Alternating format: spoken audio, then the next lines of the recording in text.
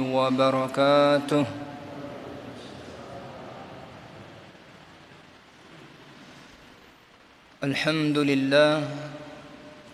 الحمد لله رب العالمين، وبه نستعين وعلى أمور الدنيا والدين. اللهم صل على سيدنا محمد الفاتح لما أغلق والخاتم لما سبق، ناصر الحق بالحق والهادي إلى صراطك المستقيم، وعلى آله حق قدره وبمقداره العظيم. أما بعد. Puji syukur kehadirat Allah Subhanahu wa Ta'ala bahwa malam ini Allah pertemukan kita di tempat yang mulia ini. Mudah-mudahan dalam pertemuan kita ini Allah Subhanahu wa Ta'ala senantiasa menurunkan hidayah, taufiknya, inayahnya, keberkahannya kepada kita semua. Mudah-mudahan langkah kita dari rumah menuju ke masjid ini Allah catat sebagai ibadah kita dalam ridhonya. Amin ya rabbal alamin.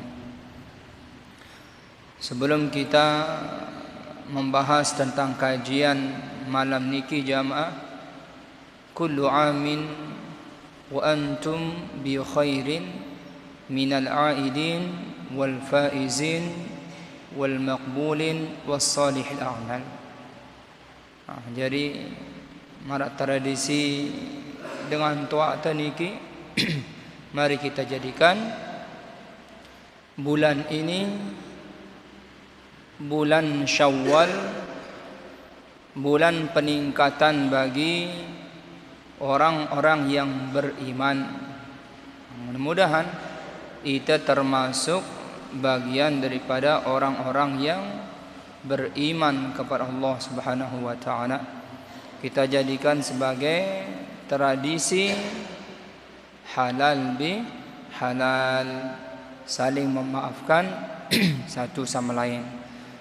Jadi mungkin selama dalam pertemuan taniki jamaah harabai bahasa tiang, tingkah laku, sikap dan yang lainnya kepelunggu dan iki ampura agung senampura nggih, mohon maaf. Dan sekaligus tiang mewakili kepada para dai-dai kita, para tuan guru kita juga dengan ucapan yang sama, minal aidin wal faizin, mohon maaf lahir dan batin.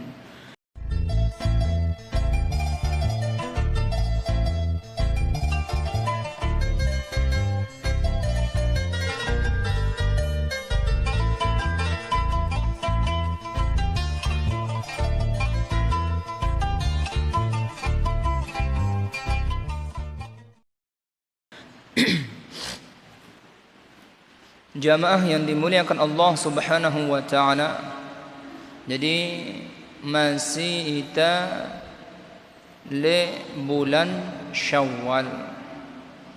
Jadi bulan Syawal niki mari kita jadikan sebagai bulan peningkatan.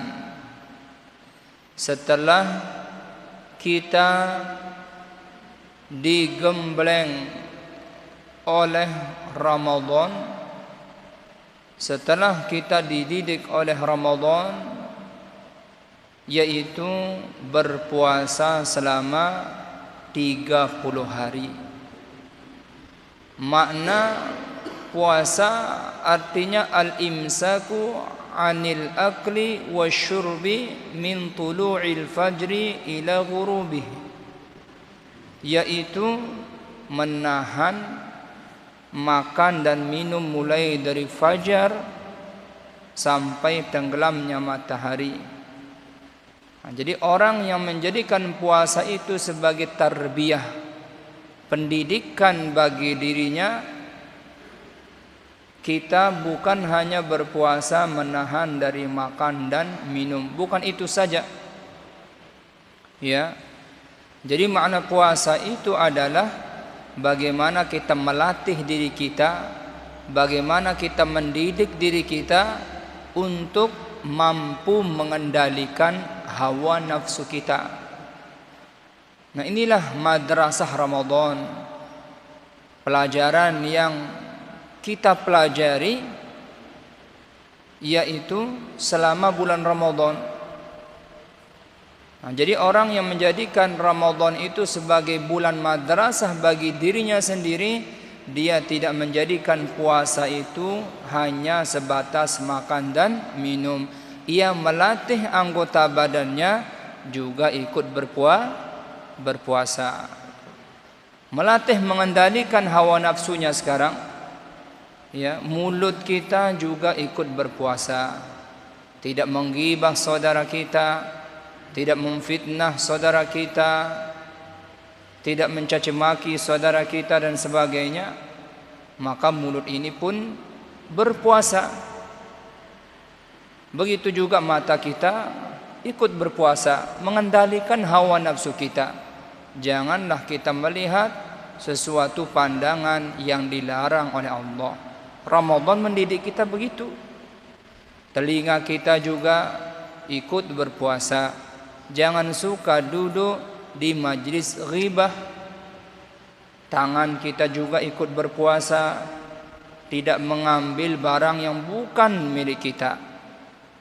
Kaki kita juga ikut berpuasa, tidak melangkahkan ke tempat-tempat yang dilarang Allah. Perut kita juga berpuasa jamaah, tidak memasukkan makanan maupun minuman yang haram. Kemaluan kita pun ikut berpuasa, tidak menyalurkan kepada sesuatu yang dilarang oleh Allah. Bahkan hati kita juga ikut berpuasa. Nah, itulah pendidikan Ramadan kepada kita. Oleh sebab itu dalam Al-Quran menyebutkan walitukmilul iddata, hendaknya engkau menyempurnakan bilangan puasamu di bulan Ramadan. Ada ulama yang menjelaskan tentang makna menyempurnakan niki, mengembalikan semangat puasa. Walaupun Ramadan sudah meninggalkan kita, tapi semangat puasa itu harus tetap. Seperti yang tadi, mulut kita ikut berpuasa, tidak mencaci saudara kita, tidak menuduh saudara kita, tidak menggibah saudara kita, tetapkan dia. Jangan nanti selesai puasa, waktu di bulan Ramadan rajin baca Qur'annya. Selesai puasa, selesai baca Qur'annya. Pas di Ramadan senang bersedekah. Selesai Ramadan berhenti sedekahnya. Pas selesai waktu Ramadan rajin menyambung tali silaturahim. Selesai Ramadan enggan lagi menyambung silaturahim. Itu ibarat orang yang keluar dari pendidikan atau madrasah Ramadan, orang yang belum sukses dalam pendidikannya. Makanya Ramadan itu kita jadikan sebagai madrasah kita, bukan hanya madrasah di tempat sekolah saja kita belajar. Ramadan mendidik kita agar menjadi orang-orang yang terbaik.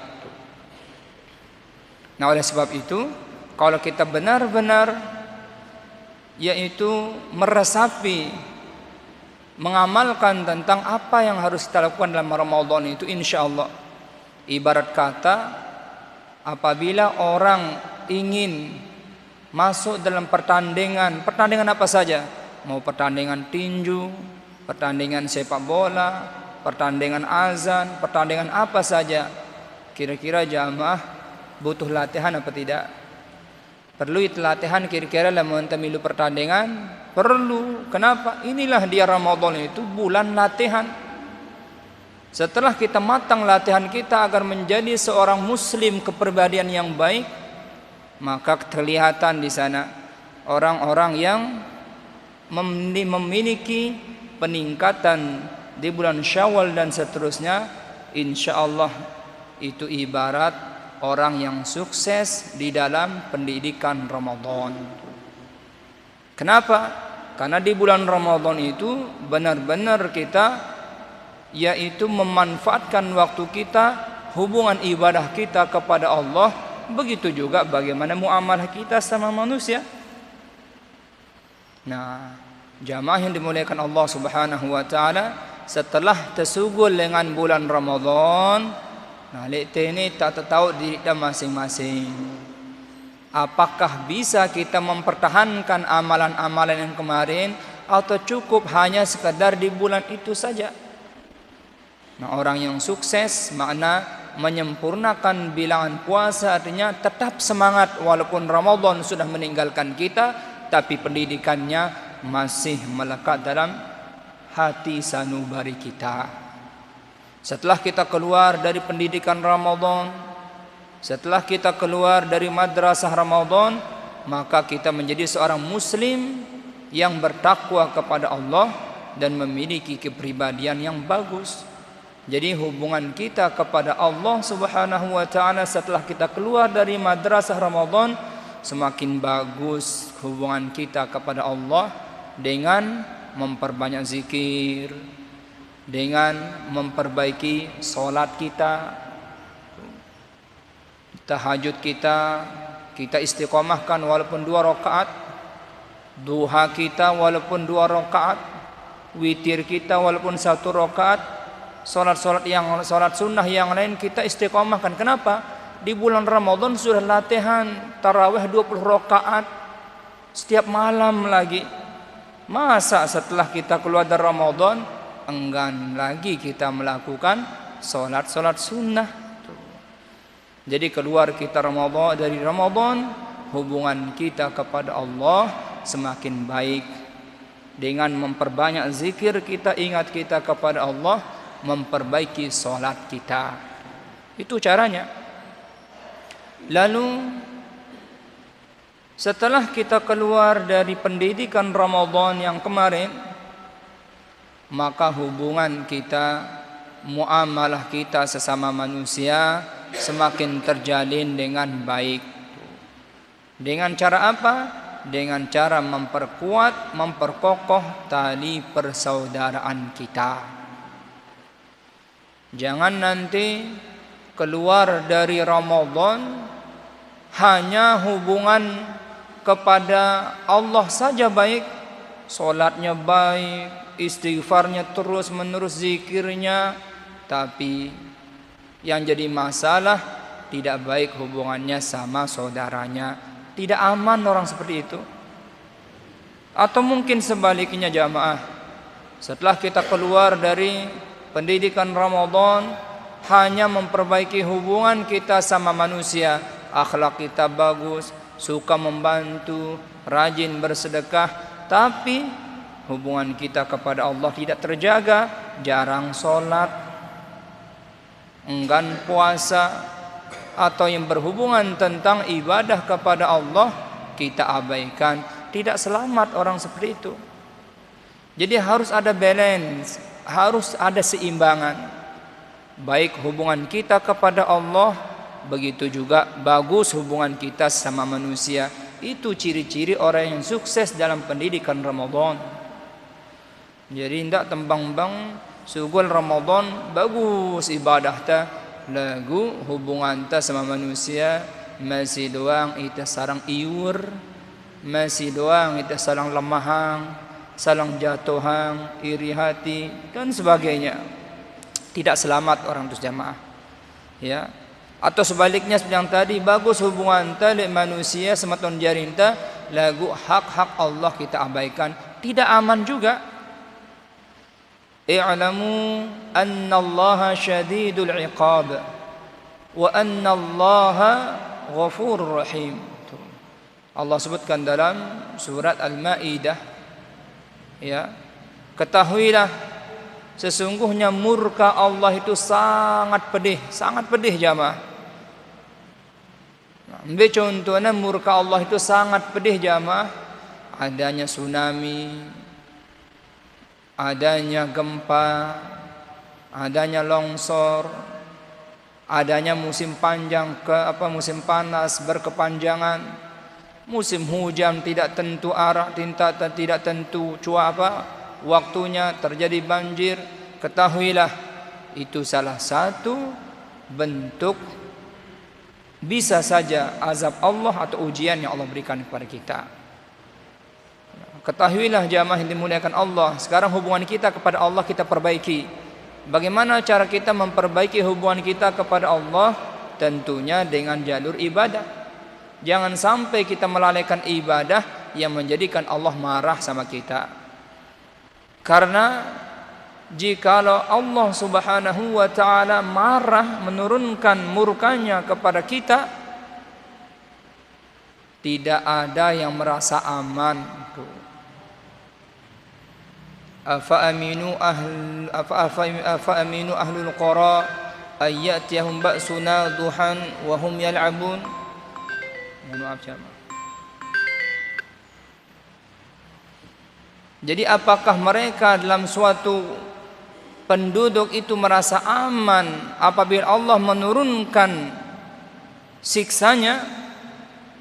Tidak ada yang merasa aman jamaah. Karena Allah Subhanahu wa ta'ala apabila menurunkan siksanya, azabnya, Allah tidak memandang ini orang lagi tidur atau ini orang lagi main-main. Allah tidak akan memandang itu. Tidak ada yang merasa aman.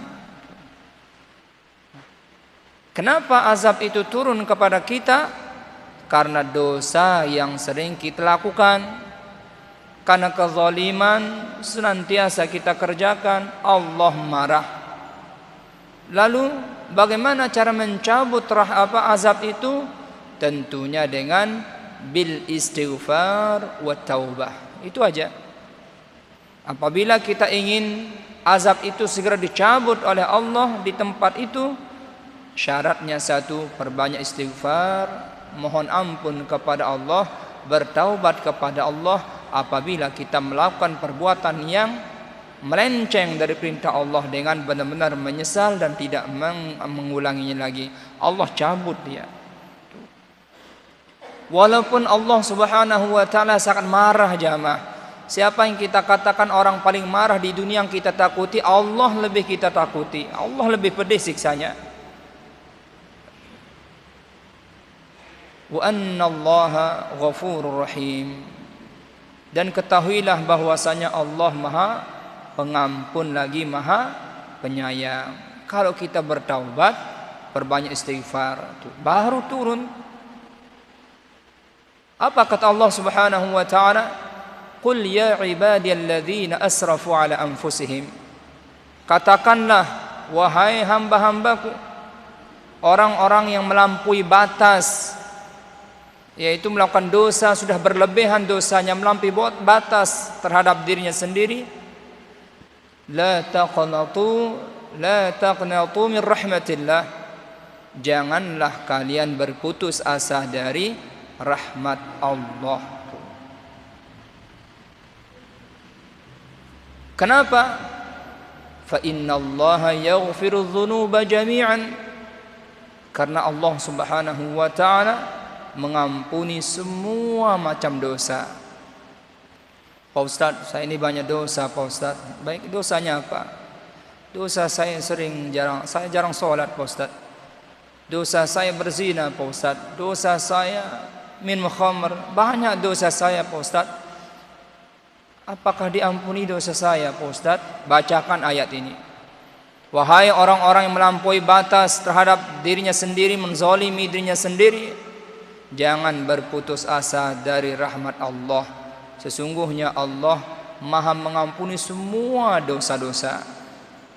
Seandainya dosa kita jamaah meliputi 7 lapis langit, rahmat Allah jauh lebih besar. Rahmat Allah jauh lebih besar. La taqnatu wa la tayasu. Jangan sekali-kali kita berputus asa dari rahmat Allah. Nabi pernah bercerita jamaah, ada seorang yang membunuh 99 orang. Dia ingin bertaubat kepada Allah, apakah taubatnya diterima? Ia bertanya kepada seorang kiai. Kiainya mengatakan itu dosa besar, dosamu terlalu besar. Maka seorang pemuda ini yang membunuh 99 orang tersinggung, dibunuh kiainya. 100 orang sudah dibunuh. Tapi masih dia berharap, apakah dosa saya diampuni apa tidak? Dia pergi lagi ke kiai yang satunya. Kiai satunya mengatakan, dosamu pasti akan diterima dosamu pasti diampuni oleh Allah, taubatmu pasti diterima. Makanya Allah kiai itu menyarankan untuk berhijrah, meninggalkan tempatnya menuju tempat yang lain, yaitu negeri yang orang-orang yang baik. Di tengah perjalanan lebih satu jengkal meninggal dunia jamaah, dimasukkan surga orang itu. Bahkan ada kisah lagi Nabi menceritakan, ada seorang perempuan pelacur, banyak dosa jamaah, dimasukkan surga oleh Allah Subhanahu wa taala dengan sebab ia memberikan anjing minum tuh. Itu aja amalannya. Dosanya luar biasa. Ceritanya seorang perempuan ini turun ke dalam sumur mengambil air minum karena kehausan. Setelah sampai ke atas, lalu dia melihat anjing menjulurkan lidahnya kehausan. Apa kata perempuan itu? Di sana keluar belas kasih sayangnya. Kata perempuan ini jamaah, kalau saya tidak ngasih dia minum, kasihan anjing ini, dia tidak bisa mengambil air. Akhirnya air yang diambil dari bawah itu dikasih anjing itu minum dengan kasih sayang. Maka perempuan itu, kalau saya bisa turun, kalau anjingnya tidak bisa mengambil air, dengan perasaan kasih sayang memberikan minum kepada anjing itu, perempuan itu meninggal dunia, dimasukkan ke dalam surga dengan kasih sayang Allah. Makanya kita diperintahkan oleh Allah Subhanahu wa taala, irhamu man fil ardi. Ya, kita diperintahkan untuk mengasih sayangi apa-apa yang ada di dunia ini. Jangankan orang Islam, orang kafir pun harus kita kasih sayangi. Walaupun tetangga kita kafir, wajib kita hargai dan hormati dia. Jangankan manusia jamaah, binatang saja kita tidak boleh mengganggunya. Dalam ilmu fikih, kalau kita istinja, dilarang kita istinja di lubang yang ada tanah. Mungkin di sana ada semut, ada binatang lain, menghargainya. Islam seperti itu mengajarkan kita jamaah. Dengan kasih sayang inilah maka Allah menurunkan kasih sayang, baik yang ada di langit maupun baik yang ada di langit, semuanya Allah dan para malaikatnya menurunkan kasih sayangnya. Disebutkan dalam sebuah kitab jamaah, ada seorang yang dikembalikan akalnya oleh Allah karena orangnya gila. Dia gila, sembuh dari penyakit gilanya dengan sebab apa? Dia melihat ada lalat terjebak di rumahnya, sarang laba-laba. Lalat niki jamaah nggerpak nena keruan ruana, sehingga orang gila ini memperhatikannya. Lalu dia mengambil lalat itu, lalu melepaskannya. Dengan asbab itu Allah kembalikan akalnya. Tuh jamaah, binatang saja mempengaruhi dalam kehidupan kita. Kalau kita tidak berkasih sayang dengan binatang jamaah, nih masalah binatang saja bisa masuk neraka jamaah. Seorang perempuan Yahudi yang ngurung meong 3 hari dikurung kucing itu, mungkin karena makanannya dimakan oleh kucing dan sebagainya. Diambil kucing itu, dimasukkan dalam kerangkeng 3 hari 3 malam kurang lebih, enggak dikasih makan minum, mati kucing itu jamaah. Dengan sebab itu perempuan itu dilaknat dan dimasukkan ke dalam neraka. Siapa yang cerita? Nabi kita menceritakan kita. Makanya tentang masalah rahmat ini, jangan kita berputus asa dari rahmat Allah. Paham jamaah? Jadi hubungan kita kepada Allah Subhanahu wa taala semakin kuat sekarang. Mungkin banyak dosa yang pernah kita lakukan, mudah-mudahan dengan sebab puasa Ramadan kemarin niki berguguran dosa salah jamaah. Semakin kita menjaga hubungan kita kepada Allah Subhanahu wa taala. Nah, itu cara kita menjaga hubungan kita kepada Allah, perbanyak zikir, perbaiki salat kita yang berkaitan tentang haknya Allah, jalankan. Nah, begitu juga tidak aman orang yang baik hubungannya kepada Allah, lagu ndak tahu bertetangga, ndak tahu berkeluarga, ndak tahu bermasyarakat, lalu meninggal dunia dalam kondisi ia banyak salah kepada saudara-saudarinya, lalu meninggal dunia tidak sempat bermaaf-maafan, nanti akan disidang di hadapan Allah Subhanahu wa taala. Rasulullah sallallahu alaihi wasallam memberikan gambaran orang-orang yang rugi nanti di akhirat kelak. Orang-orang yang rugi di akhirat kelak meninggal dunia lalu tidak sempat bermaaf-maafan sama saudaranya, seperti ini akibatnya sekarang. Nabi bertanya kepada sahabat, atadruna manil muflis? Wahai sahabat-sahabatku, tahukah kalian siapa itu orang-orang yang rugi? Sahabat menjawab, al-muflisu fina man la dirham lahu wa la mata'. Ya Rasul, orang yang dikatakan rugi itu adalah orang yang tidak punya harta, tidak punya uang, tidak punya pekerjaan. Itu jawaban di antara sahabat. Lalu Nabi menjawab pertanyaan beliau sendiri, memberikan pelajaran kepada umatnya termasuk kita. Al-muflisu min ummati ya'ti yaumal qiyamah. Orang yang rugi di antara di kalangan umatku nanti, kata Nabi, ya'ti yaumal qiyamah, datang pada hari kiamat, bi salatin wa siyamin wa zakatin. Ia membawa pahala solatnya, membawa pahala puasanya, membawa pahala zakatnya, hajinya, semua pahala-pahala yang dibawa kepada Allah, dibanggakan di hadapan Allah. Wa ya'ti qad syatama hadza wa qadhafa hadza wa akala mala hadza wa daraba hadza wa safaka dama hadza. Akan tetapi kata Nabi, selain itu ia juga memikul dosa. Apa dosa yang dipikulnya? Ia mencaci maki si fulan, ia menuduh si fulan, ia memakan harta saudaranya dengan cara yang tidak benar, ia memukul saudaranya tanpa alasan, mengalirkan darah saudaranya tanpa hak. Itu termasuk bagian daripada kejahatan, dosa. Setelah kita menghadap kepada Allah, ya Allah, ini pahala solat saya.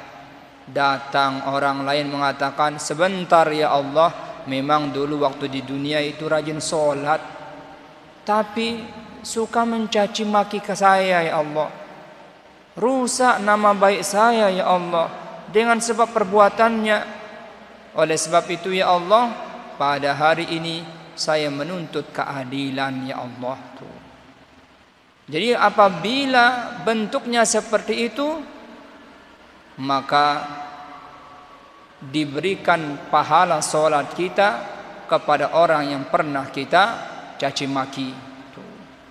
Karena tidak bisa ditebus menggunakan uang, tidak bisa ditebus menggunakan harta. Yang berlaku nanti pada hari kiamat, dosa dan pahala itu aja.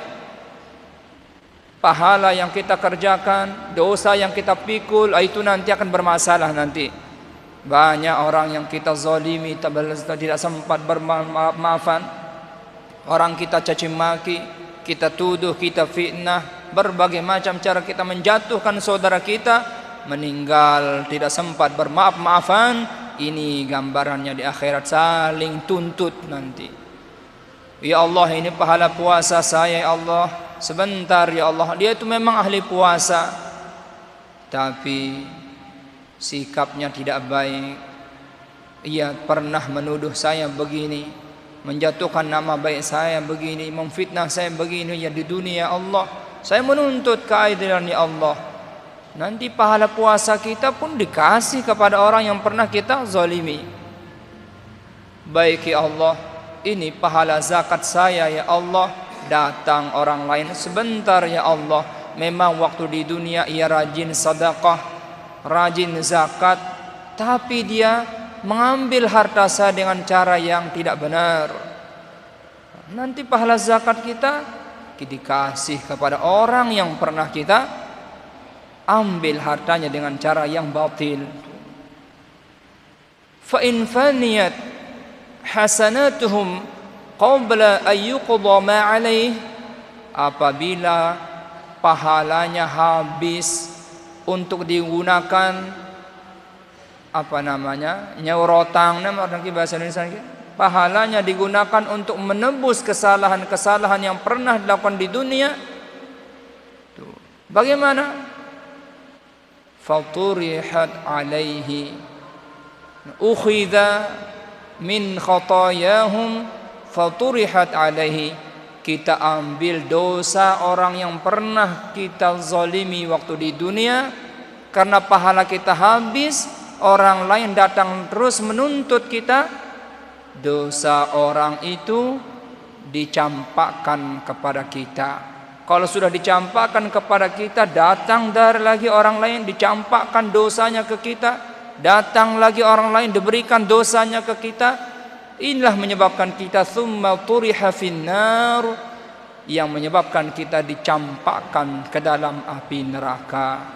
Hadis ini diriwayatkan oleh Imam Muslim. Aniki jamaah, jadi gambaran mudah bagus hubungan kita sama manusia sila dengan makin. Mari kita jadikan setelah kita beridul fitri, kita tradisikan yang namanya halal bihalal. Artinya kita saling menghalalkan, saling memaafkan. Inilah dia nuansa halal bihalal, mengembalikan semangat kita untuk saling mencintai sesama saudara kita, menjaga kerukunan, keutuhan. Mari kita mencari persamaan, jangan kita memperbesar perbedaan, jadikan kita saling bermusuhan dan sebagainya. Karena karsemdak wahisa ni kijama. Mari dari sekarang kita jadikan tradisi halal bihalal niki. Mari kita minta ridha kepada ibu bapak kita. Mungkin kita sering berantem gara-gara sedikit beda pendapat, jerak tak salah sapak dan toak tak kadang-kadang. Mari kita minta ridha kepada ibu bapak kita sebelum kita meninggal dunia. Suami dengan istri saling meridhai. Mungkin ada khilaf, ada suatu hal yang kecil menjadi besar, terjadilah suatu permasalahan besar. Ayo, mari dari sekarang saling meridhai satu sama lain. Mari kita saling memaafkan sama saudara kita juga. Ya, seandainya kita tidak sempat berjabatan tangan karena berjauhan atau karena suatu hal yang lain, cukuplah hati kita sudah saling memaafkan. Karena memberi maaf itu lebih sulit daripada meminta maaf. Kalau kita minta maaf ya gampang aja, tapi kalau memberi maaf itu tidak semua segera memberikan maaf. Makanya dari sekarang, dari lubuk hati kita, mungkin ada saudara-saudari kita pernah salah sama kita, ayo dari sekarang kita memaafkan, ikhlaskan Allah sudah. Ya, walaupun tidak sempat berjabatan tangan, cukup hati kita sudah saling memaafkan, agar kita benar-benar kembali kepada fitrah kita sebagai manusia. Nah, inilah dia hasil dari orang yang berpuasa. Man qama ramadhana, man shama ramadhana imanan wa ihtisaban kharajat min dunubihi ka yauma waladathu ummuh. Dalam hadis Nabi sallallahu alaihi wasallam, barang siapa yang mendirikan puasa, berpuasa di bulan Ramadan, beriman serta ikhlas menjalankan, jadikan sebagai madrasah kita, lalu kita menjadi manusia yang terbaik, manusia yang bertambah keimanan kita. InsyaAllah, inilah janji Allah, kita akan keluar dari Ramadan dalam keadaan diampuni dosa-dosa kita, seperti bayi yang baru dilahirkan dari perut ibunya. Itu Nabi mengatakan demikian. Mudah-mudahan kita termasuk hamba-hamba Allah yang keluar dari Ramadan menjadi manusia kembali kepada fitrahnya. Hubungan kita tetap kita jaga, hubungan baik kita kepada Allah, begitu juga hubungan kita sama manusia kita jaga. Berkat pendidikan Ramadan, berkat madrasah Ramadan, inilah dia awal dari bulan Syawal setelah bulan Ramadan sebagai bulan peningkatan bagi kita dan seterusnya. Mungkin ada kata-kata atau sikap atau ucapan dan yang lainnya yang tidak berkenan yang tiang sampaikan ke pelungguh niki, ampura agung sinampura mohon maaf nggih, kita saling maafan. Aran kita sebagai manusia kurang lebihnya dinara andek ta arak salah ta pasti tak arak salah ta. Oleh sebab itu solusi orang yang bersalah, solusi orang yang berdosa adalah beristighfar, taubat kepada Allah dan saling memaafkan sesama muslim. Wabillahi taufiq wal hidayah. Thumma assalamu alaikum warahmatullahi wabarakatuh.